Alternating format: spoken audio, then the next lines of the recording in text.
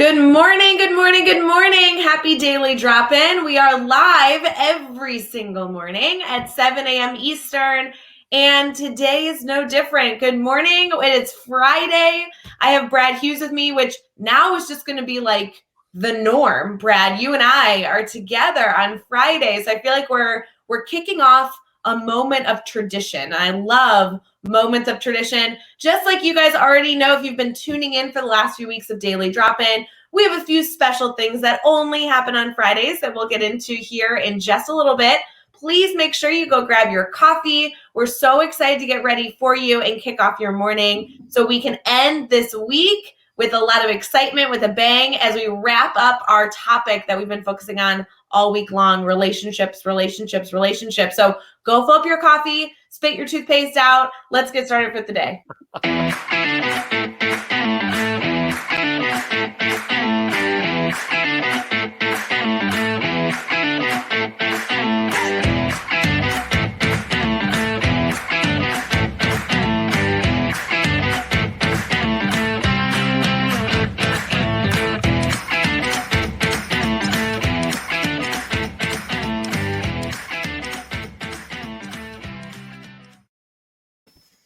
Good morning, everyone. We're so thrilled you are joining us either live, streaming on Facebook, YouTube, Twitter, or Twitch, or even after the fact. We love when people either listen on the Teach Better Talk podcast, or maybe they're catching this afterwards. Brad Hughes is here. Brad, what's up, dude?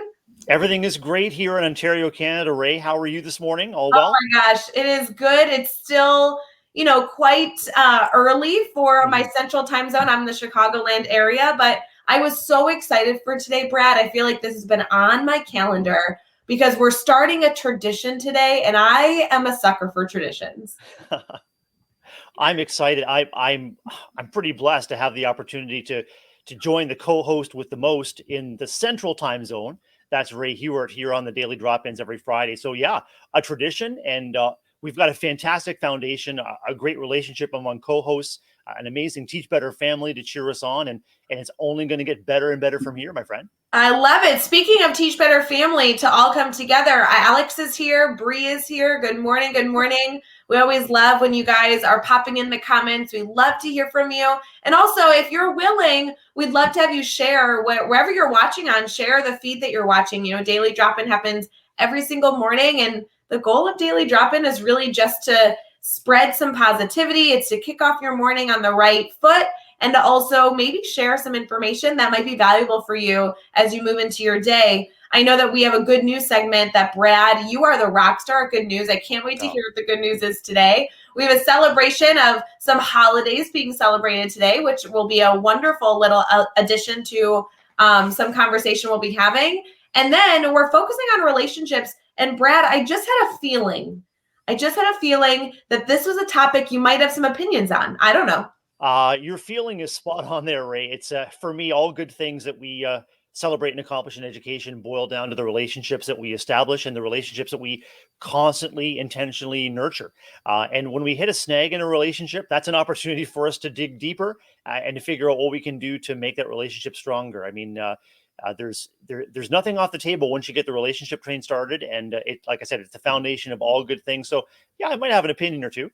Just an opinion or two, and that will be perfect. We'll get to that when we get to our brainstorm bank segment. We'll be able to kind of dive into not only obviously some great dialogue we've had throughout the week on this topic, but also what are those tactical strategies that you can take right now, and as you're walking into your building in a few hours, or maybe just as you're engaging with students today, how can you continue to foster relationships? There's been a great discussion all week long. I can't wait to wrap it up. Sandra is here with us. Good morning, Sandra. It's so good to see you. Brad, I went live yesterday with Andrea in our private Facebook group, which, by the way, those of you listening, if you aren't a part of the private Facebook group and you're an educator, come join us. Come join the family over there. But we were live literally just answering questions. Sandra has so many good questions. She's such a wonderful educator, always learning. She's sure, and that the engagement that Sandra and I notice Alex and Brianne are here. I mean, the engagement that our Teach Better members and Facebook group members bring is what makes it comes alive for us hosts. Is the energy of being able to respond to what your needs and questions are, and it's amazing. I noticed that Alex is here, our Badude, which is wonderful. Alex was officially christened Badude last night in our Teach Better chat, and Ray, all thanks to you, all inspiration from you. Welcome to the Guild of Badudes. I cannot tell you how much of an honor it was that during a Teach Better chat on Thursday nights over on Twitter, which, by the way, guys, we only have one more of those left for the fall. Limited time offer. I mean, he even updated his profile bio to include it. I mean, we're talking serious accomplishments here. Talk about investment. Alex is invested and authentic through and through. Boom, it's on his profile. He's a Badude. So, as the knighter as the bestower of the Badude, milady, I defer to you for all future Badude bestowing. I love it. Guys, if you want to read that conversation that was in a series of tweets, you can search #TeachBetter over on Twitter and look at all the shenanigans. It was quite a good time. Katie Miglin is here. Katie is finishing out her first week back with students. Katie, I hope that you're doing well. Brad, I know that I actually would really love for you to share a little bit about your background in case for some reason people haven't caught you yet on Daily Drop-In. Obviously, you'll be here every Friday now, so people know you. I just think that just in case somebody's brand new, but I'd love to eventually transition into the tiredness an educator feels at the first week back. Like, holy cow, that's a topic worth discussing. So a little bit about you first. Thanks, Ray. I'm Brad Hughes. I'm an elementary school principal, K-6 principal in Waterloo Region, Ontario, Canada. This is my 27th year as an educator, 16 years as a classroom teacher from K to 8th grade. Most recently, I taught middle school French, music, and visual arts. I'm also a special educator with qualifications both in the classroom and as an administrator. So special education is also one of my passions, and huge advocate and hopefully huge contributor to the Teach Better team as an ambassador, as a blogger, as a Daily Drop-In co-host with the most, which is so cool. And I'm also host of the Good News Brad News podcast, which is returning soon to the Teach Better podcast family after I think a much needed summer break to recharge, reconnect, and get some more creative workflows going. So I'm excited to debut a new blog series. It may actually be as soon as tomorrow on the Teach Better website. And anyway, everything is great for me. My professional and my family life are just energized and flowing. So it's great to be with you. Brad, it's really too bad that you have so much time on your hands. Mm-hmm. I just think it's so unfortunate that you don't just fill your day with, different things. You just seem to be so one-dimensional. Yeah, and the good news, Ray, is once you cross the 49th parallel up to Canada, there's actually an extra hour that's tacked on. Not many people know that, but those of us in the Great White North enjoy a 25-hour workday. And I heard someone observed that our good friend Livia Chan, where someone observed, does Livia ever sleep? I want to assure you that I do sleep, and in addition to kindness and dad jokes, napping is one of my superpowers. Like, I can fall asleep anytime, anywhere. My family just thinks it's hilarious. And where's dad? Always asleep. But boom, I get things done, and I'll tell you, I'm so energized by the friendship and the interest that Teach Better team has brought to me. That alone is a reason to move to Canada. If that was true and you had more hours in the day, that alone, I would pick up my lifestyle, grab the 2 pups, and I'd be up there in a heartbeat.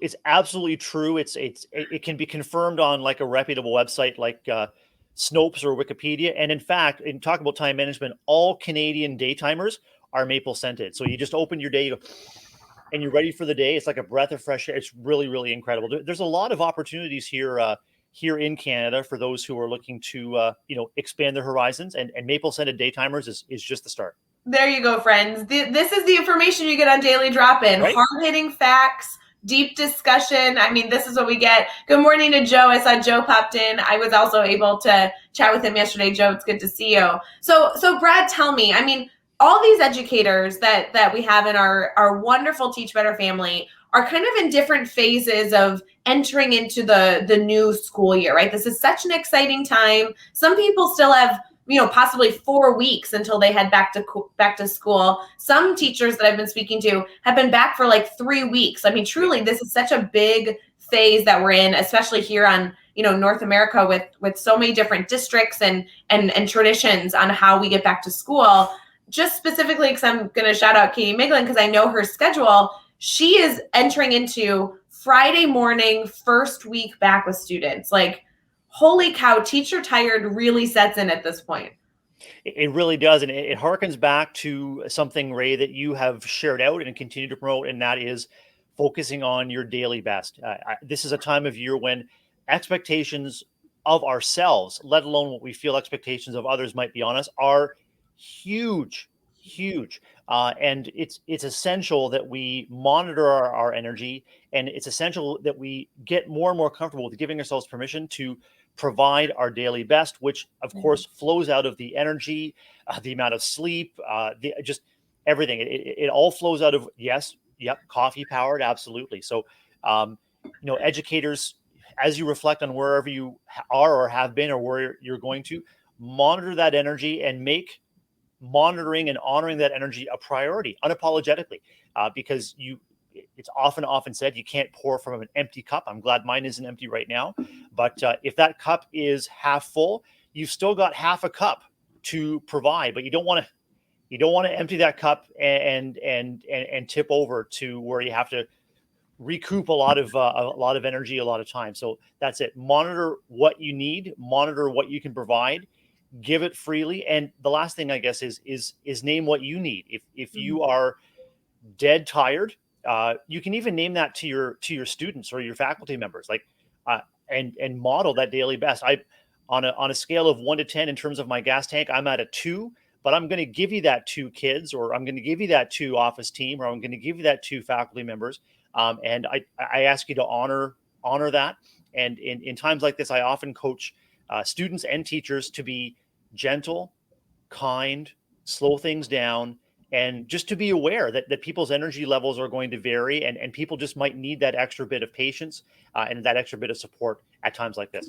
I love that recommendation. It's perfect for a Friday. It's perfect for every day, but a reminder that so many of us need as we enter into a Friday, that we're going to give everything we have that we possibly can. But I love this quote that Alex pulled out saying, monitor and manage your energy. That is so important for this morning. Cheers to all of you, by the way, that are drinking coffee with us this morning. Great to see you. We are hoping to kick off your Friday with the right energy, the right reminders to really allow you to excel throughout your day, whatever that looks like for you. I thought, Brad, I know that your favorite segment of Daily Drop-In is probably the good news segment. So I'd really like to transition there, because we not only have a great news story that I want to make sure we share with our incredible network to probably, hopefully, spread some inspiration, spread some joy, but also it could be a great conversation starter as you continue to foster relationships with your colleagues and with your students.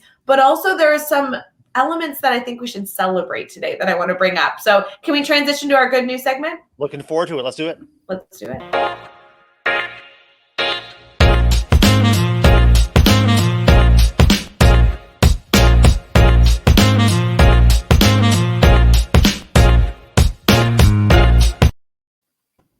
Good morning, everyone. You know how our good news segment begins. We just get to celebrate wonderful things going on in the world, not only funny holidays that you could choose to celebrate today. I loved that this week we had Fajita Day. That was a huge highlight of my week. But we're also going to get into some good news stories. Karen's jumping in. She says that she's going to finish setting up her classroom today. Karen, I'm so glad you're starting your morning with us before you go and set up your wonderful classroom for students. And Megan Wells is here, so we know we can get started because the Green Heart Queen is in the house. So I'm the party has officially started because Megan Wells is with us. Absolutely. I know it really does work that way. For those of you who are not connected to Megan Wells, please go do so. She's an incredible educator in the Teach Better family and the creator of the Green Heart what would you call that? The Green Heart movement, I feel like, is what we call I it. think so. It may have started as an initial act that kind of blended into a tradition. Now it's a movement. I think it's well on its way to a revolution, Ray. I'm not sure how you think about that. Yeah, I think Revolution is top notch. It was during a 12-hour live once that I'll have to go back and find out when specifically that was. I'm sure Megan knows, but the Green Hearts were started and they never Yep. ended. There were so many Green Hearts that day. They continue. And now, Brett, I don't know about you, but I feel like anytime anything great, anything I agree with comes up, I feel the need to like post Green Hearts, whatever that looks like. I do the same, especially in our Teach Better networks. If a green heart means I love you, I'm grateful for you, and yeah, teach better on. And I've been really grateful. I've experienced a deluge of green hearts, an avalanche of green hearts, a flood of green hearts, and I mean there's all kinds of ways that you can share those green hearts with just actively, and probably just get some weather in there, just like a thunderstorm of green hearts descending on you. So it's the green heart revolution is on, and I think that's maybe the next thing we need for our Teach Better swag shop. Brad, I feel like you are starting like we could have a lot of conversation around using, storming and weather for green hearts. I would love to be in a green heart thunderstorm or a green heart. I mean, there are so many options here. We are opening up a can of worms. Well, I think early in the days of, well, early, it's still early, but early in the days of the return of the daily drop in, we kind of speculated about having like a weather report, and we could adapt that to make sure that whether that you're in the central US or maybe you're in Australia, that the green heart forecast is updated for everyone, so they know that when they get up, they open the door, they know what's in store in terms of the green heart, the situation. I like it. Alex says it was the first ever 12-hour live. Is that true? I kind of thought it was the second. I don't know. We've done 4 total 12-hour live specials here on the Teach Better team. We'll have another coming up in the next few months. And I do remember it was during the first half an hour of this 12-hour live. And we did something along the lines of like when somebody on camera said the word better, Yep. you needed to flood the chat with green hearts. If this was the first one, great. If it was the second one, whatever, I'm going to tell you, it like changed the game. And Megan's confirming it was the second 12-hour live that we did, which would have been December 29th, 2020. And holy cow, did the Green Heart movement just change the game. After that 12-hour live though, Brad, I will tell you, I was having a little bit of overload because I just felt like I had green hearts across my eyes every moment of the day. Talk about investment in relationship, though, Ray. I mean, I think of Alex and Megan, and there's another Teach Better member whose name escapes me right now, but they're like the Teach Better archivists. Like they pay attention to everything, they remember everything. Yeah, Brad, you made your first appearance on Daily Drop In on May 18th, 2020. I'm thinking, I can't remember where I left my car keys when I came in last night, but they've got this down. It just goes back to what we started. It's that investment, is that care, and everybody pours what they can into opportunities to connect with the Teach Better team. I'm grateful for our archivists. I mean, maybe hashtag Teach Better Archivist is another great idea for our swag store. I do love our swag store, guys. You can head over to see all the Teach Better swag, and many of which includes green hearts over at teachbetter.com. There's so much there. I do love all that stuff. I will say, Brad, there's a whole kind of avenue of conversation we could have here. I know we're focusing on relationships. We haven't even gotten to our good news segment yet, but the idea of building relationships, our network spans across the world and so many different pockets of Teach Better family members, whether it be the mastermind that comes together weekly or the ambassadors that seemingly engage every single day with one another. Right. The majority of our network has never met. And I just think that there's an important reminder that we have that as we discuss investment and things that we can do to foster relationships, truly, we have beat all odds. Our family is the perfect example of people that can be close-knit family and not engage with each other every day physically together. And, Brad, you and I are a wonderful example. Mm-hmm. We get to do this every single, week together. And we've had so much dialogue and conversation. We've never met in person. It's so funny. And I think that goes to, I mean, that proves something that we as educators and others are experiencing through the pandemic, is that whether it's in person or moderated through a camera, relationships are something that you embody. We embody our loving and caring relationship, Ray, with the eye contact, with the posture, with the relaxed stance, with the excitement. But a key to that is really good listening. Like you listen to and learn about what my needs, interests, strengths are. Uh, everybody who approaches an interaction with the Teach Better team through technology is that invested, and it's something that's embodied, and it really makes it something that, when we do get a chance to meet in person, it's going to be a blowout green heart extravaganza. Because can you just imagine? I can just imagine the outpouring of relief and excitement to actually, when it's safe to do so, handshake, high five, or put my arms around people and give them a hug and say, "You have been so important to me in the past 18 months. You have no idea." And that story is going to be repeated dozens and dozens and dozens of times by all of our Teach Better family. So it really is something that we embody, even if we can't meet in person. Well, and I mean, first of all, I feel like I'm getting chills. Like these are all the feel goods of the morning. I love that we're starting with a Friday, sharing Right? our love and appreciation for one another. But it's just so funny to me that these really are authentic relationships, at least truly in my mind. Even the members of the Teach Better team, we have 26 people on the Teach Better team. I think I've met like maybe 15 of them, maybe. I mean, truly, like even within the team, within the ambassadors, within the mastermind group, within the podcasters, within the guest bloggers, the relationship is so much more than physically meeting in person. And Nikki comments in our discussion right now. Every time I see Nikki, I can tell you like 5 fun facts about her, one of which is something she just commented on, that she owns like everything in the stinking swag store. Like she is a walking ad for Teach Better. And I love that Nikki and I hope to meet Nikki someday very, very soon. But Yeah. these are the types of relationships that we have the opportunity to form, not only with Teach Better members, but with our students, with our stakeholders, and with every educator in the educational community. Because whether they're really active in our family or not, we should still be welcoming them with open arms and fostering deep relationships with them, because we all can learn from everybody in this incredible space. So it's 100%. And as we learn from each other, it's about recognizing and leveraging the networks that we have. I mean, in tough times like this, during the pandemic, or just in the busyness of life as educators, it's easy to say, I don't have time for, I've never, it won't work. Teach Better as a network is only one example of countless networks that exist in our personal and professional lives through social media or through old-fashioned things like to the telephone or letter writing or Jody there in the comments said a postcard.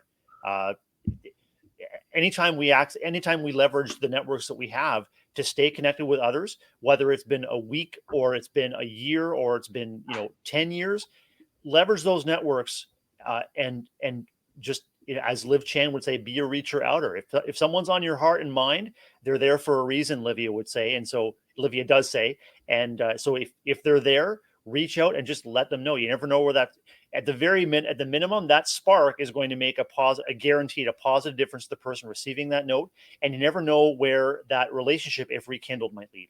Oh, so good. I love those feel good moments. And, we get to send little gifts and treats and postcards out all the time. It's a huge core value, of wanting to have people feel special and appreciated. And Jody, I'm so glad that, first of all, we're so glad your surgery went well. And then second of all, we're so glad that we had any part in bringing some joy to your life after the fact during your recovery. It's so wonderful to have you a part of the family, Jody. You've heard the expression, little things mean a lot, right, Ray? And they really do. I think we vastly underestimate the major impact that small actions like that can make. A text, a note, a card, even like a wave on one of our social media networks, like those small things, they make an immediate impact. And cumulatively, imagine, we talk about a green heart extravaganza, cumulatively, those little things add up to, well, honestly, a revolution of kindness, and a revolution of fellow feeling among anyone that chooses to engage. So I'm all for it. Oh, I love it. Let's transition into some celebrations. As we do that, we'd love to have you share the daily drop-in wherever you're watching, maybe specifically with some green hearts to share the love and appreciation for others. Brad, we're going to start with the holidays for today and then transition into, awesome. I know, the good news story. Today is August 20th. Is that true? No, what's today? Yep, that is today. Yeah, on both sides of the border. Made me nervous. Okay, August 20th is a big, big day. There's a lot of holidays. Yeah.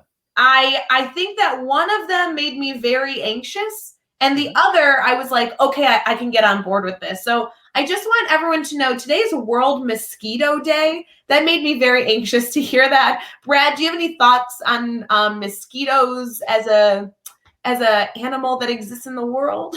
Ray, a naturalist will tell you that a mosquito provides some kind of important link I'm in sure. the food web. Yeah. I will tell you that I believe that they simply exist uh, uh, to torment other living things. And so, and look at the investment that all of our families make in repellent or things that zap or things that blow or fan or Uh, I am not a fan of mosquitoes. Let that be said. I know, me neither. However, I do feel like while I probably would prefer that mosquitoes weren't around me ever, World Mosquito Day, I guess I'm glad everyone deserves a holiday. It's like, okay, fine. I do believe that they must have a scientific need in our world. So I do appreciate them for that reason. So, of all days today, we'll have a slightly increased appreciation for mosquitoes because it's their day. So, I'm going to let that happen. Well, I'm just seeing this. Sorry, this just in. The slogan for World Mosquito Day is World Mosquito Day. It really bites.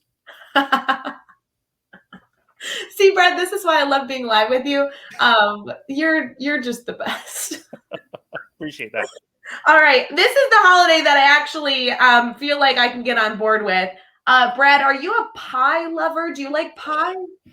Pie over cake. Pie over cake. I'm just gonna say that one last time. Pie over cake. Pie is greater than cake. Oh, Yes. I'm not sure that I agree that that's a Okay. much deeper discussion. I don't want to ruin our friendship over this, so That's a I'm just deep going to let you discussion. know Yeah. today is chocolate pecan pie day. Oh, I thought that would be oh. something worth celebrating on a Friday. If you're looking for a sweet treat on a Friday, you've gotten through your week, you're sharing some appreciation for entering into the weekend, hopefully getting some rest. Go get some pie. Butter tarts are huge in my neck of the woods, and I love them with raisins, with pecans, with chocolate. And to me, a pecan pie is just a giant butter tart. And I know the recipes will vary regionally, and I've had some amazing pecan or pecan pie in my day. And so I am always up for pecan pie on chocolate, whatever it is. How Lay do you on. how are you supposed to say that? Chocolate pecan pie day? Chocolate pecan pie day? Is this a I whole guess other avenue? I would talk to Alex because if there are any crayons nearby, Alex could draw you a poster Mhm. with the crayons That's true. about the pecan pie.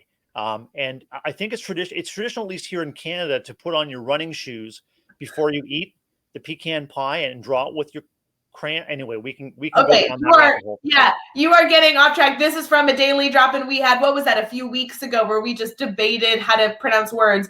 I'm going to go on record, and I feel confident saying this as we get into our good news story. yeah. I think it's pecan because pecan sounds very aggressive and sharp. I feel like pecan is more like welcoming and warm. I don't know. That's where I'm going. Ooh, yeah, Alex pecan, says in the comments, it's definitely a pecan. regional Yeah. pronunciation. Okay. So it's so much. I mean, pecan pie is like just a smooth, sweet, glorious, glorious flavor. So pecan is more becoming to that whole experience. And I noticed that Karen says you do not say pecan Yeah. because I think as an experienced camper, pecan is a completely different thing altogether. Oh my gosh. I don't want any pecans in or around my dining table when I'm trying to enjoy some pecan pie. Definitely not. Brad, I think that it's time for some good news. Fantastic. And I'm going to be honest with you. I was really inspired by Mm. all of the conversations with our daily drop-in guests. And one thing that really came to mind was just all it takes is for you to show up as yourself, just as all of your co-hosts did this week, Ray. Just showing up as yourself is the key. So I was looking for something that was kind of, really thoughtful, really deep to kind of reinforce that. And all I got is a story about a cat. And then I thought, hold on a second. We have so many animal lovers, animal devotees, and pets and other animals add so much to our lives, and they're part of our network of relationships too. So here's our good news story for the day. Wait, Brad, I hope Yeah. this is the same cat story we shared yesterday because we did not do a deep dive. I would love Oh, to have you highlight this again and do a deep dive because we just skimmed over the surface. Is this about a black cat? It is. So I guess it's worth mentioning. It's worth mentioning twice. So this is the Daily Drop-ins first repeat good news story, I I guess. like it because we just skimmed the surface Okay. of it. I think we could tie this in beautifully as a Friday wrap up. So I'm in. That was an awesome pivot, Ray, by the way. I appreciate that. A black cat is being hailed as a hero after it helped rescuers find its 83-year-old owner who'd fallen into a ravine. This comes from Sunny Skies with a Z. .com. Searchers noticed the cat, Piran, sitting near the gate to one of the cornfields, meowing at them incessantly. The owner had fallen into a ravine, was unable to get out, and Piran the cat saved the day. The police wrote on Facebook, and so we have a pet at home. We have a dog, and I know that many of our Teach Better family members and anyone watching has a special animal in their lives, and what I'll say about animals is I don't know if I could count on my dog Charlie to bark enough to attract anyone's attention to rescue me if I fall into a ravine. Heaven help me if I fall into a ravine, Ray. But what I will say is, pets are restorative. So I mean, they're little creatures that you look forward to seeing at the end of the day. They are little creatures in our lives that love and share affection unconditionally. And they're also a wonderful point of connection. We talk about those connections of networks. If you're a pet owner, whether you're a cat person, a dog person, you've got a ferret, or heavens, a boa constrictor. It's something to talk about that brings people together. Connection with animals is part of our human experience, and so I'm really grateful that Piran the cat was able to save its owner. But I think cats have a reputation of sort of being aloof, detached. Like, yeah, okay, human, yeah, you do your thing, I'm going to do mine. But it sounds like the relationship that the elderly owner developed with Piran may have saved the owner's life, and imagine the gratitude afterwards. And I love any opportunity to talk about animals. I think that that's such an open door to be able to walk through with anybody who you're trying to foster relationships with, because everybody has an opinion on animals, and that I think that allows us to really bond or begin to have a bond with other people. One of the things that I'm really excited about that I haven't heard a lot about this year, so I want to challenge our network. What about class pets? I would love to hear about fish that might exist in classrooms that are a part of the Teach Better family, geckos, lizards. I know that there's been rabbits. I've seen so many beautiful animals that have graced, the students' learning, learning experience of being a part of that. And whether it's in the classroom or even the mascot of the school building, animals can offer so many different elements.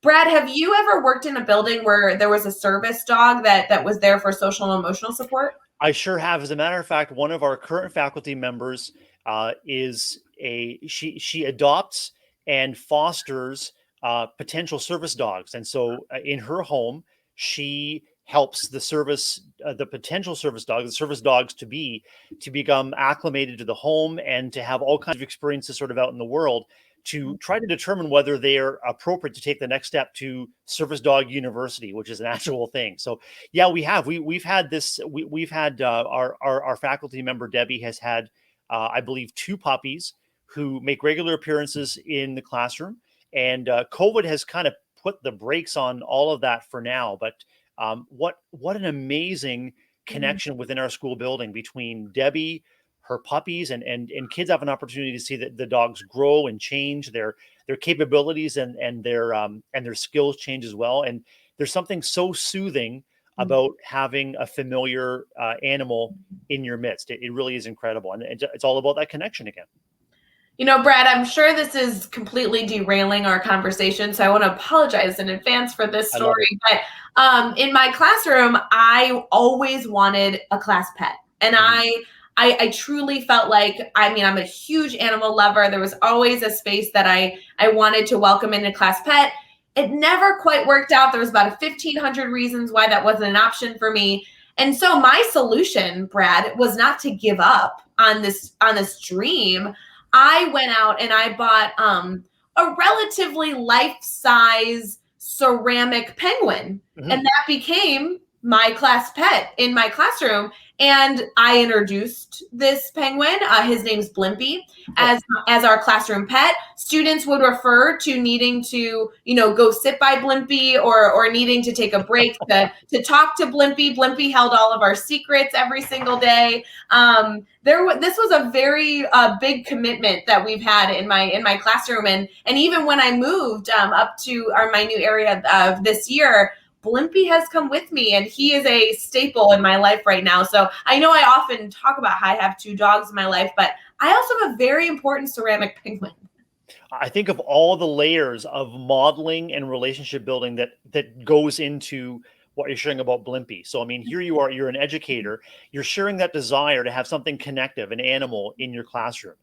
Uh, that's not possible for whatever number of reasons. So you pivot, you shift, and say, okay, we're going to tackle this a different way. So you didn't give up. You're shifting your approach. You're modeling that creative problem solving. You bring in an item to the classroom that your stated intention is for that item to be connective in your classroom. And lo and behold, you speak that into existence. This is Blimpy. It's a ceramic penguin. Heck, it could be a beach ball. It could be a lunchbox. But this is something that's going to connect us. And then you let your heartfelt connection and interest in having Blimpy be a touchstone for the class, you let it unfold, and the kids responded. Like that's some pretty good work there, Ray Hughart. Well, and it's important, my former students would come back and say, hey, I'm just here to, say hello to Blimpy. I mean, this was a commitment level that we were all in. And I just find it so funny. And this is the lamest conversation, but for those of you who are trying to welcome animals into your lifestyle, I encourage it. Ceramic ones work too.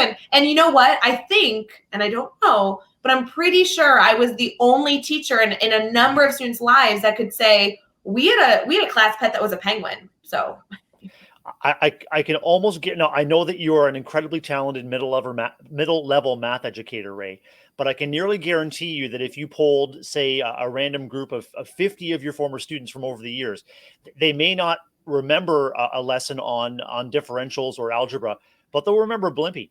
And this is part of the opportunity of being an educator, whether you're a classroom teacher or a principal or anyone in that role, or even as a parent or caregiver. It's about making a memory. It's about something that brings your class community together in a unique way. You said you're probably the only teacher that has ceramic penguin, and that's what made your classroom unique and something to look forward to. Yeah. Does your math teacher have a ceramic penguin named Blimpy?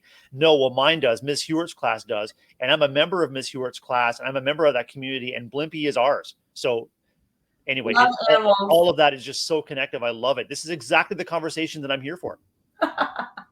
Alex is asking how you spelled Blimpy. This was a massive debate all for a long time. We actually eventually had a student create a plaque. So there was no more discussion, and it was like in stone of how you did it. Alex, it's the first way you spell it, with the IE at the end. That was like the subs. Do you have Blimpy subs in the US or? Wait, that's where it came from. But I've only seen them once in my life. A Blimpy sub store. It's like a Subway, but it's not. I mean, it's its own company. But when we got Blimpy and he was a new class pet, there was a big debate on what to name him, because obviously this was his name for life. You can't rename a penguin every year. That would get very confusing for the penguin.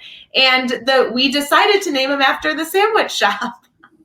One tradition we had the school year before last, Ray, was I adapted an idea that I'd seen on one of our networks, and I invited our staff members to contribute pictures of their special pets at home.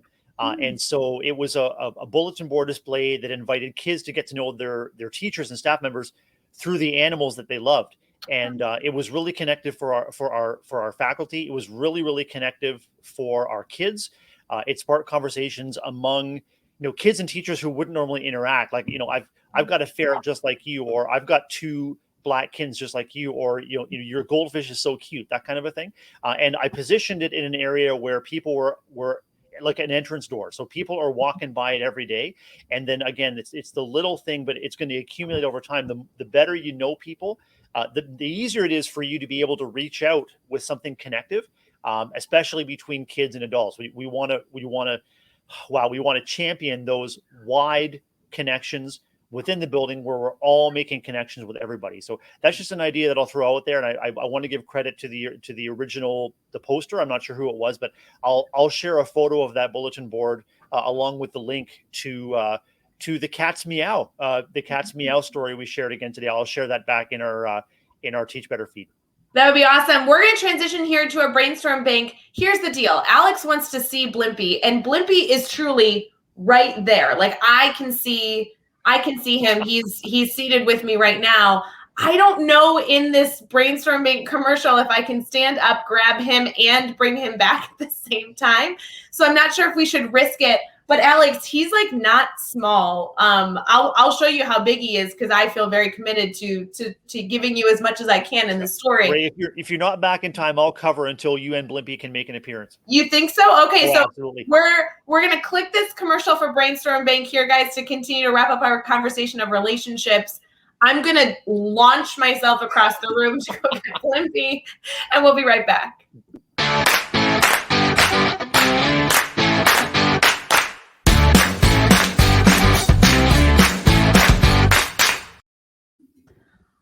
That was amazing.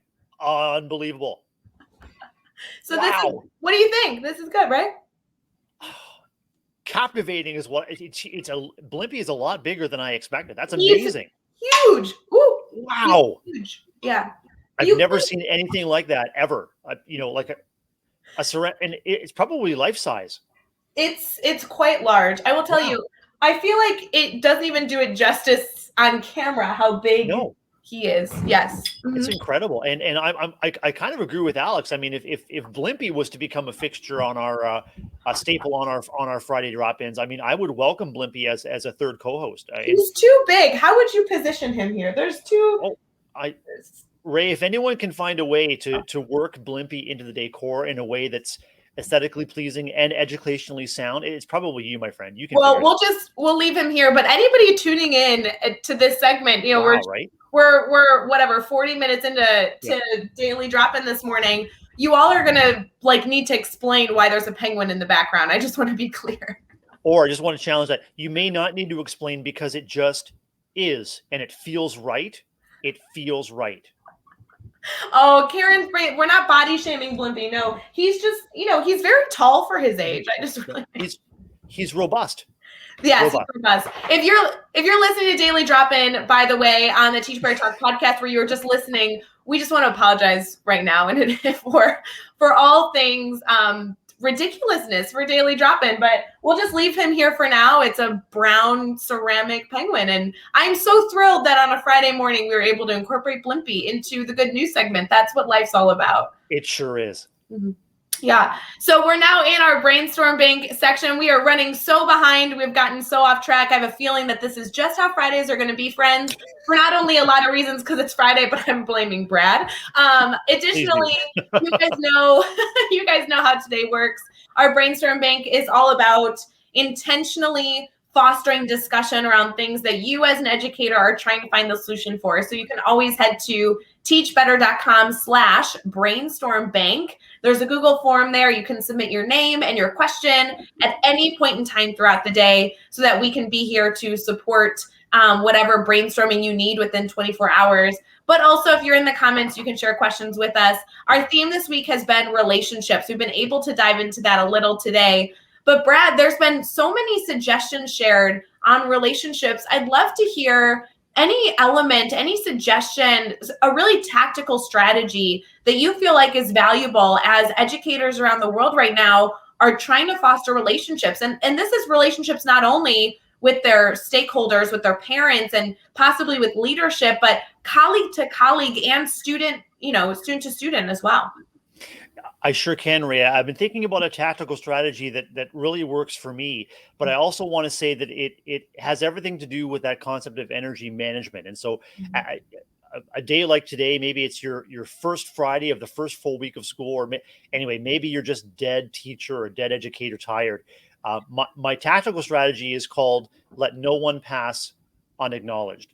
And so it's a tactical strategy that I use as a school leader, and honestly, it's a strategy that I use in the community with neighbors, or if I'm going into a store. It's the idea is that as you encounter people, you are intentional about making some kind of a connection, whether it's eye contact, a smile, a nod, a really quick greeting, or as you get to know people better and better, say in your school building or in your neighborhood, it's asking about something, it's remembering something that they said or shared with you previously to keep the conversation going. And that is something that is both tactical and intentional, that really takes very, very little time on our part. But I will say it does take energy. Not all of us are hardwired for that intentional connection, especially if we're stressed. If we're stressed, we're in our heads. We've got to do this, that, or the other. I've got to do this first, then I got to go there. And that's all completely natural and completely human. If you catch yourself in your head without interacting with others, that's okay. That's oh so human. What's important is to recognize that even if you take one extra opportunity to acknowledge someone that you pass by, whether it's a colleague, especially something I promote with our staff members is make intentional contact with kids that aren't in your class. Make sure that they know that they're among a family of educators that are connected and that care about you. That pays off dividends, especially in our yards when kids are all over the place and maybe they encounter a difficulty or an injury. We want to make sure that they're comfortable connecting with a wide variety of adults, not just their classroom teachers. So that's my tactical strategy, Ray, is let no one pass by unacknowledged. And so I'd challenge our listeners, I'd challenge our viewers to make an intentional connection with someone today that you might not normally, or just someone that passes you by in the hall or in the parking lot or in the community. And we talked earlier in the broadcast about these small intentional acts that make a huge difference, a difference that we may never know. We may never know what that hello or hi or how are you, or what that moment of connection may mean to someone experiencing difficulty who really, really needs that. We would never know the impact that we make. So that's my challenge. Well, I love that challenge because I think that we all move throughout our day with a lot of things on our mind, and to carry a little bit of a self challenge for ourselves to say, anybody that I walk by, I'm going to acknowledge. I'm going to make sure that they feel seen. I'm going to wish them a good morning. I mean, that's actually when people say, what's your favorite part of being a teacher? I love the content. Sure. I love the moments of the aha moments, like, holy cow, those give you all the warm and fuzzies. But I have to tell you, I love the morning walking down the hallways and saying good morning to students, colleagues, anybody. I mean, we're not just talking about other teachers you work with, but anybody in the entire school ecosystem, walking down the hallway in the morning and just smiling, saying good morning, waving down the hall. I mean, those are really special moments that we can't just let us pass us by, right? Agreed. And as a school leader, I'll say, Ray, that I feel that tension a lot, especially when things ramp up in the office in terms of phone calls or needs or emergencies. And so there are some times in the morning, which is that key connective time, when I feel that tension. I know that I want to be intentionally present for staff members, community members when they arrive. I want to help get their day off to a great start. But I also feel that tension that there's stuff that's got to get done, and sometimes those things can't get ignored. So whenever I can invest in being intentional and being present to welcome people in, that builds up a bank of goodwill where they know if I'm stuck in the office and can't get out to welcome them, they know that I still care and that I would be there if I could. It's all about building up that positive relationship and building up that trustworthiness, especially if you're new, a new school leader or a new faculty member to a building. It's doing what you can to be connected up front, which will pay dividends later on when you need to make a withdrawal on that goodwill account. Well, and it's not only the concept of trying to give to somebody else, right? That's really a beautiful focus of being intentional as you walk by, is trying to give positivity, share appreciation, share love for people that are walking by. But this is also something that could fill you up as a person as well. There's so many different times that we discuss things that fill up our cup, right? Things that allow us to feel better about our day so we can better support others. And one of the elements that I like to joke about all the time is knowing your superpower, knowing what's the quickest way to fill you up, to recharge yourself. It might be, 15 minutes with the family. Oh my gosh, if you get 15 uninterrupted moments with the family, you feel so re-energized, like you can take on the world. One of the pieces could be going around and sharing your appreciation for others, saying good morning to others in the morning. Yes, you could skip it if there's an emergency in the office, of course, but you also could make an intentional decision to almost always be there, because you know that that's going to start your day off on the right foot. And so knowing those things, not only for others, but also for yourself, is going to help you form better relationships for sure. 100%. I can't tell you how many times I have been saved from a stress spiral where I've been in my head by making it. Okay, so the antidote for me to that stress is to look outwards for opportunities to serve. If I'm feeling disconnected, isolated, or lonely, the antidote to that is by connecting. We connect by connecting. And so, I'm just going to go back. So many times I've been saved from a stress spiral by just stopping and going out and seeing what I can do to lighten the load for others, or to connect with others. It gets me out of my own head, interrupts intrusive thoughts, interrupts repetitive, unhelpful thoughts, and changes. You can change your own trajectory. But I love what you said there, Ray. If you know what your superpower is, or know what your super battery recharger is, turn to it and just see what the results are. Oh, I love it.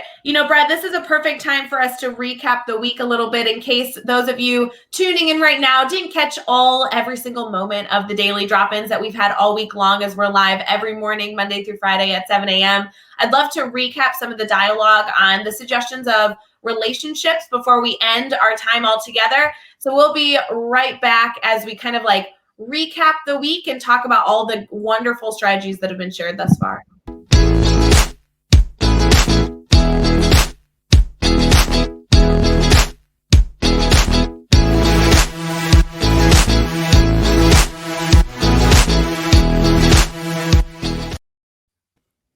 All right, friends, as we conclude our daily drop-in on this beautiful Friday morning, thank you for joining us for all the laughter, all the goofiness that we've been able to do. Brad, this is truly, I don't have a lot of power in how daily drop-in goes. This is obviously something that the team puts a lot of heart and soul into, and I just get to pop on camera and be a part of it. But Brad, I knew you'd be good on Fridays because we have just laughed our way through this. I thought it would be good to kind of reflect back on the week that we've had thus far and talk through all the strategies, or at least a few of the key strategies that have been shared about relationships. That sound good to you?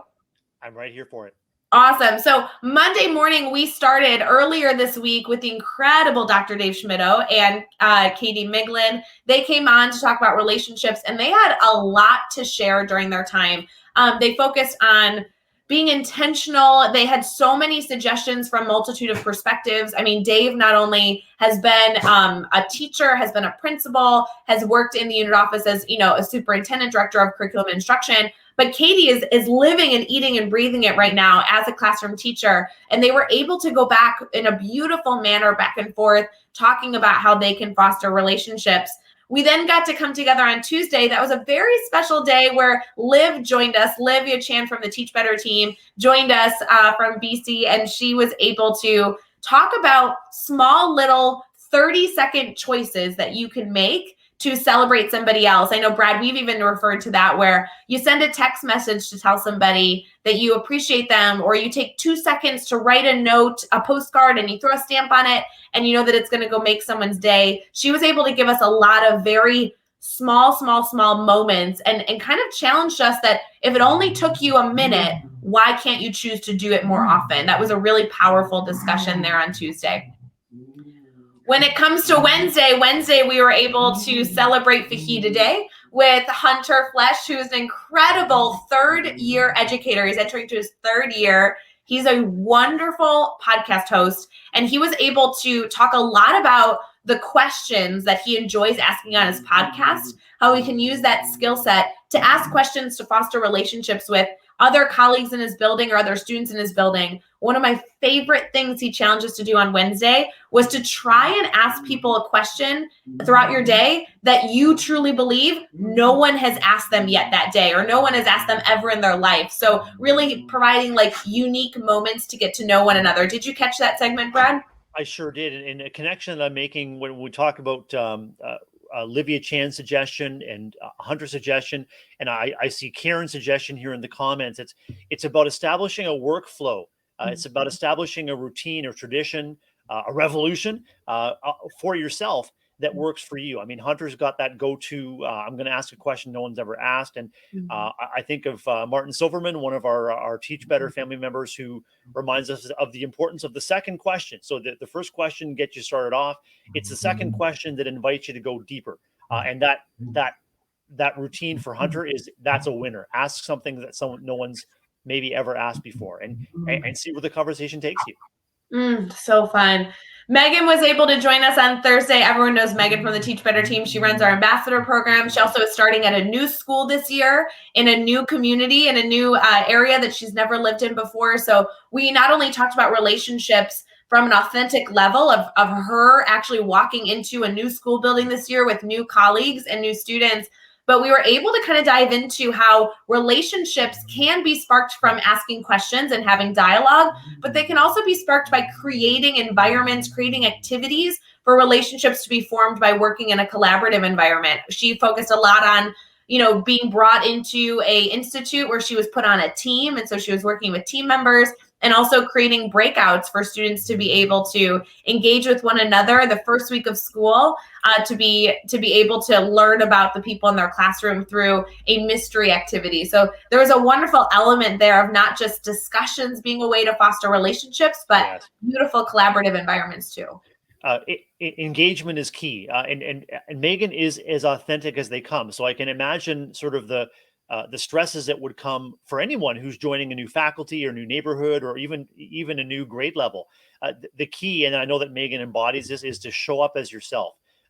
There's all kinds of pressure we can put on ourselves to be a certain way or to do a certain thing to fit in. It's okay for us to take the lead on how we want to be received and how we want to be known and remembered, simply by being authentic and not being too shy about sharing what our gifts, our strengths, as you said, Ray, our superpowers are, so that people in your new community know it's a good thing that you're there, and know that it's good to approach you. It's okay to give yourself permission to be authentic, be your authentic self. And as you're working into those new situations, gosh, be kind to yourself. Give yourself grace and space, as Jillian Du Bois would say, and as Lindsay Titus would say, you show up as you. You are the irreplaceable element in any interaction. And so when you show up as yourself, you are the gift that you're bringing to others, even to a brand new community. You're there for a reason. Oh, so powerful. Brad, I don't even know that I'd be able to summarize our conversation on Friday. I think that I'm so glad that we're at the end of the week, so I don't have to go live again tomorrow for Daily Drop-In and be like, let me tell you what Brad and I discussed, because I don't think it's possible. There's been we went from penguins to pecans to crayons to black cats and ravines, and we were all over the map. But man, what an awesome journey! What an awesome map to be on with you, Ray Hughart. Okay, to be fair though, Brad, you also challenged us beautifully to kind of conclude our discussion here of relationships, of not letting anyone go by unseen. I love that mentality, something that we can all challenge ourselves to do today as we walk down the hallways of our school, not only in the morning, but even throughout the day, that at any point throughout the day, don't let somebody walk by that doesn't feel seen by you. Say good morning, say hello, and smile, and continue to foster those relationships with teachers. Just do so stinking well. Brad, next week we are shifting our theme. Every single week for Daily Drop-In, we have a theme that we'll be able to bring to our incredible Teach Better family. This week was all about relationships. I hope you guys go back in case you missed any of the fun and go connect with the incredible people that are a part of our Daily Drop-In segment. Next week is focusing on the bookends of your day, starting your day with success, ending your day with success. We have a lot of people joining us. Brad, you'll be back on Friday next week to bookend, I guess, our discussion. So good. Excited to do that alongside you next week. Fantastic. Ray, as educators and others approach the weekend, this is the time, if you can, to reconnect with the people and the things that fill up your tank. Educators give so much to everyone all the time. As much as you can, make sure that this is your opportunity to really invest in the relationships that make the most difference to you, and the ones where you're the irreplaceable equation, whether it's a member of your family, extended family, a neighbor, whatever it is, however you connect. Make sure that you give yourself permission to recharge this weekend. Oh, I love it. Recharge this weekend, friends. We'll be back on Monday morning with the Daily Drop-In. We're live every single morning, Monday through Friday at 7 a.m. Eastern, 6 a.m. Central. We stream on Facebook, YouTube, Twitter, and Twitch. And obviously, after the fact, these are always saved on those platforms, as well as being converted into an episode of Teach Better Talk podcast. We believe in you. We hope you have a wonderful Friday. And if nothing else, we hope that your day is full of green hearts and love. Cheers to your last sip of coffee as you begin your day, and we'll see you again next week.